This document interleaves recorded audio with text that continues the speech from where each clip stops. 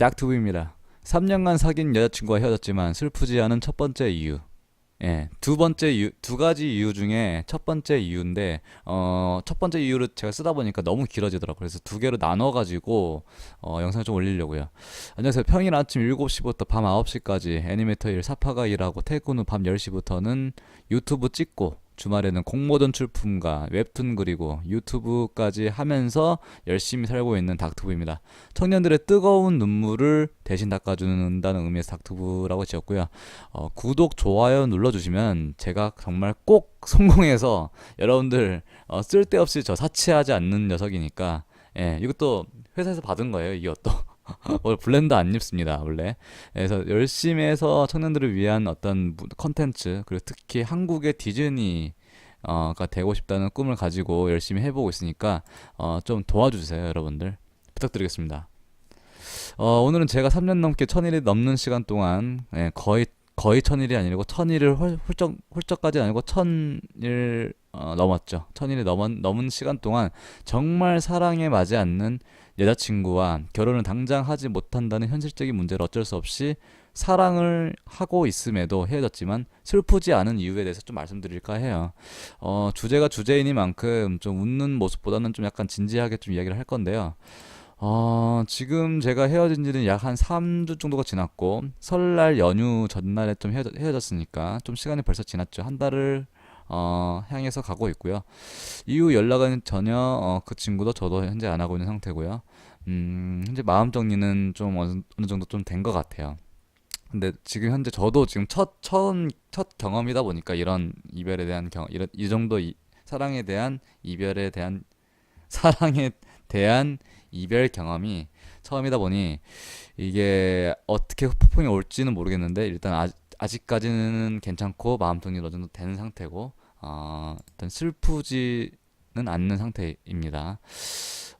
그래서 이제 저 같은 경우는 이제 함께 울고 웃고 한 시간이 정말 많았죠. 그런 행복한 시간들을 보내면서 미래를 한 발짝 한 발짝 잘 해나가고 있는데, 어, 그 과정에서 여러 가지 과정이 이야기들이 있겠지만은, 저 같은 경우 대기업, 뭐 계약직이긴 했지만 대기업 다니다가 때려치고 공부한다고 알바하면서 겨우겨우 만나다가 여기서 문제가 좀 생기죠. 이런 거가 별로 안 좋다는 거를 좀 이야기 나중에 하려고 해요. 알바를 하면서 공부하면서 여자친구를 만난다?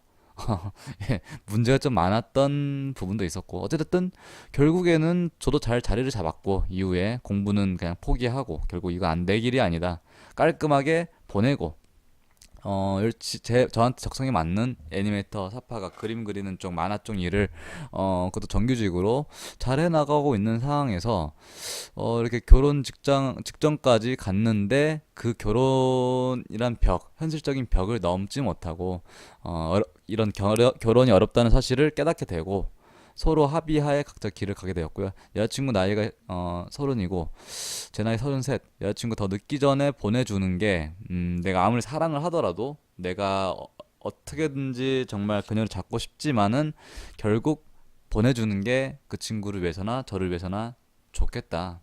그래서 좀 그 친구도 이제 여자친구도 전 여자친구도 순수하게 그러겠다. 어떻게 보면 좀 뼈아픈 이야기죠. 약간 잘 됐죠. 그 친구도 좀 순순히 그래, 헤어지는 게 맞다. 저도 그렇고 그 친구도 그렇고. 그래서 분명 여러분들은 이거 그 글 제목 보고 슬프지 않다? 당연히 권태기네. 뭐 그래서 그런 거겠지 이렇게 하고 들어왔었겠지만, 권태기가 아니고 헤어진 이 시점에도 사랑이란 감정이 남아 있어요. 그러니까 보통 여러분들 보면은 사랑하지 않기 때문에 슬프지 않다 이렇게 생각하셨겠지만, 심지어 사랑을 하고 있어 지금. 근데 왜 슬프지 않냐고요? 그러니까 저 같은 경우는 이제 두 가지가 있는데, 방금 말씀드렸죠 제가. 이 두 가지 중에 한 가지만 일단 이야기를 하려고 해요. 그래서 지금 이 두 가지 요소, 만약 여러분들이 이 두 가지 요소를 가지고 계신다고 하면, 여러분도 이별했을 시에 슬프지 않을 확률이 좀 높습니다. 그러니까 슬프더라도 조금 이게 순화돼서 완화된 슬픔을 느낄 수 있고, 뭐 슬픔의 정도가 차이가 뭐 어디 있겠냐마는, 조금 더 덜 아프게 이렇게 헤어질 수 있다. 슬프지 않다. 이런 말씀을 좀 전해드리고 싶고요. 첫 번째 요소, 오늘 지금 할 주제는 그 바로 현실적인 문제. 결혼관입니다. 예.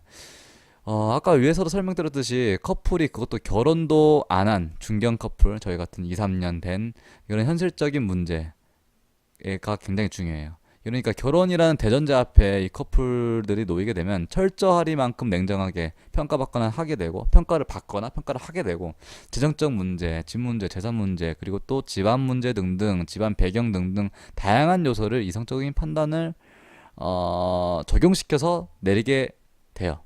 그러니까 재정적으로든 살림살이로든 신혼집 문제로든 좋으나 싫으나 평가를 받게 돼 있고 여기에 있어서는 남자가 강자가 될 수도 약자가 될 수도 있는 기준이 되죠. 그러니까 구시대적인 유물 같은 것이긴 한데 여간 돈 많고 집 있으면 남자가 집 있으면 강자가 되는 거고 그런 게 갖춰지지 않는다면은 이제 함께 모아가자.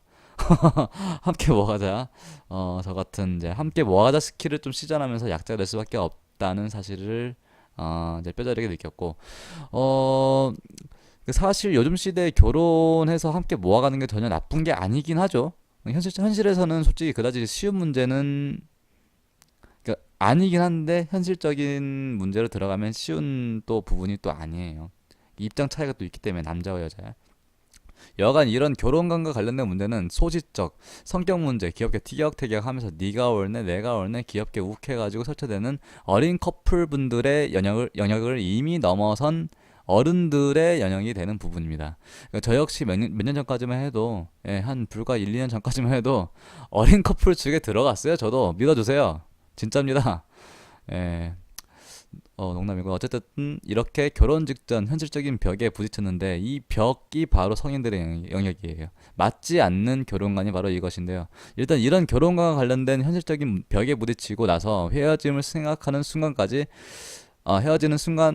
헤어짐을 생각하는 순간부터 헤어진 이유까지 어쩔 수 없음에 대한 수긍과 정당화, 자기 위로와 같은 이것저것 뒤섞인 말로 표현 못할 복잡한 신경이 들긴 하는데 결국 무엇을 어떻게 하든 곧바로 아웃풋을 내기가 어렵다 이런 걸 깨닫게 돼요. 아웃풋, 결과.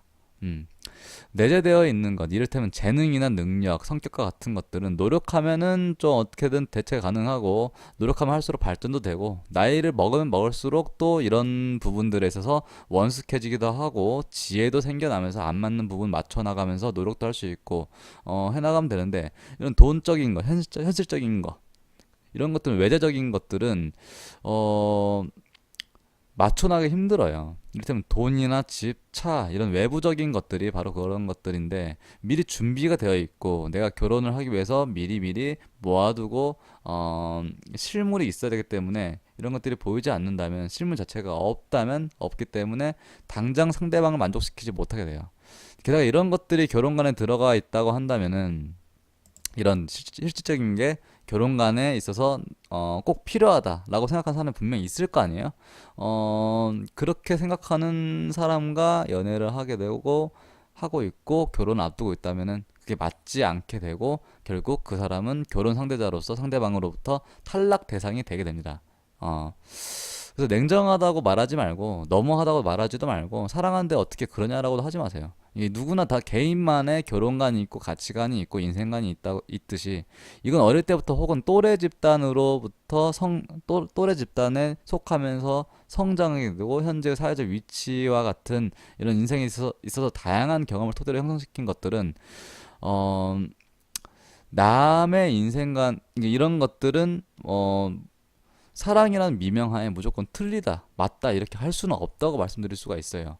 여기서 진정으로 제가 드리고 싶은 말씀은 예쁜 여자, 섹시한 여자, 몸매 좋은 여자에 열광하는 남자분들이 더 이상 이런 시각적인 것에 맹신하고 외모 지상주의적인 것을 기준으로 미덕을 삼지 않았으면 좋겠어요. 자신과 맞는 가치관과 성격이나 결혼관의 관심을 더 가져야지 여러분들의 소중한 시간이나 돈을 절약해 줄 수 있고 나아가 굉장히 여러분들한테 맞는 사람과 만나서 결혼에 골인할 수 있고 뭐 그렇게 좀 청사진을 제시를 할 수 있는 거죠.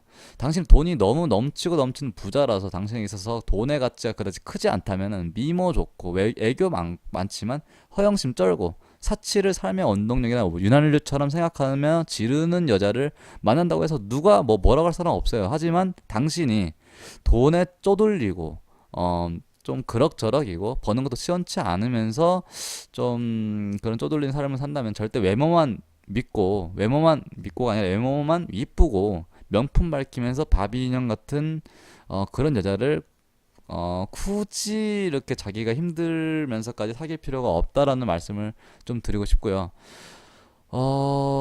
다시 본론으로 넘어가면은 이런 교ron관이 맞지 않게 되면 성격적으로 다혈질적으로 싸워서 헤어졌을 때보다 감정적으로 소모도 좀 적고 이렇게 수긍이 되니까 무엇보다 빠른 포기를 할 수밖에 없게 되니까 현실을 받아들이는 차이가 사람마다 다르기는 한데 결국 시간의 문제일 뿐이지 맞지 않는 결혼관을 가진 사람과 사귀는 거는 결국 둘 모두에게 해가 돼요.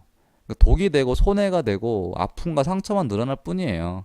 그래서 꼭 1년이 지난 시점에 결혼이 좀 생각이 든다. 그러면은 미리미리 저처럼 이렇게 막 뒤늦게 막 발등에 불 떨어져서 이렇게 헤어지지 마시고 미리미리 이런 결혼에 대한 것들을 얘기를 해야 된다고 생각을 해요.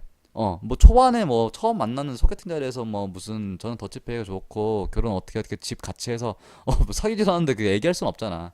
100일은 좀 빠른 감이 있고 1년 정도 사귀면 좀 약간 판가름이 쓰잖아. 그러니까 그때쯤 이야기를 좀 꺼내면 좋을 것 같아요. 제 생각에는. 물론 그 이전부터 미리미리 약간 캐치는 가능하겠지. 단서 같은 거를. 이런 유심히 좀 살펴볼 필요도 있어요. 맞는 사람이랑 사귀어야지.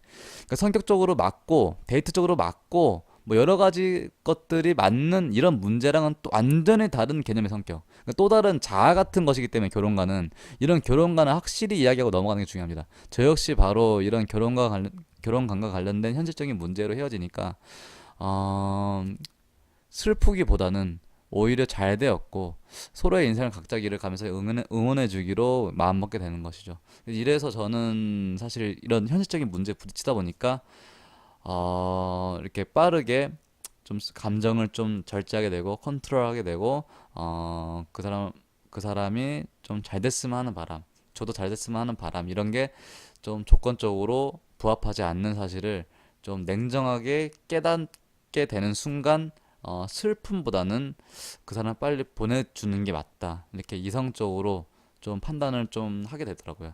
이 여기까지 일단 제가 3년 동안 사귄 여자친구 헤어졌는데 슬프지 않는 이유 첫 번째였고요. 두 번째도 여러분들 찾아뵙도록 할게요. 조만간. 여러분들 많이 사랑해 주시고 닥투부 열심히 노력해서 정말 멋지게 한번 살아보겠습니다. 여러분들 실력 키우는 닥투부 되도록 할게요. 여러분 안녕.